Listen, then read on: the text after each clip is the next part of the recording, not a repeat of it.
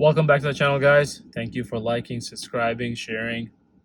I quickly wanted to do a video today on how to reset an oil using the Bimmerlink app. You guys can see my previous video, when I link it up here for changing your oil yourself, and I'll also link up my previous video of how to reset your service light, whether it's for engine oil, brake pads, brake fluid, via the instrument cluster.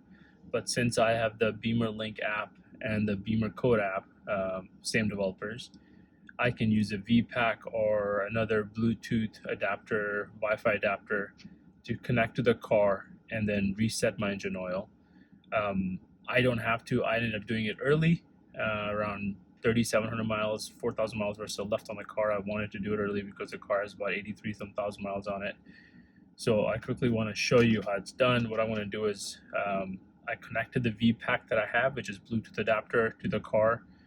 The car is running. I could turn the car off. What I'll do is I'll do a screen share and I will attach it to this video. It should start now. So once I go to my service record, you will see brake fluid, front brakes. Recently, you saw a video when last month I changed the rear brakes. So engine oil is staying now at 4,600 miles. Yes, I drove some miles. I didn't get a chance to reset it. So I'm going to click on reset, reset service. Once you do that, it should automatically also reset the counter on it.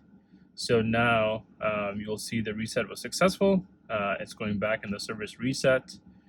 So now my engine oil will say 100%, and the counter went from 11 to 12 on the back end. And another thing I'm just noticing now in the car, and I'll flip the camera around in a second, engine oil says 9,000, whereas before it did not say that. So now the engine oil says 9,000 miles on it.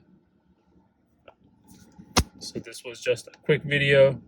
So this was a very quick video that I wanted to show how to change or update your service, any of the service required values on your iDrive using your mobile device along with a V-Gate, VPAC, whether it's a Wi-Fi device, Bluetooth device. Just a note, if you have changed your brakes or your brake fluid and you're not able to change your service reminder on the car, there's a hidden menu which is accessed with the button on the left hand side of the odometer that you also use to change your trip.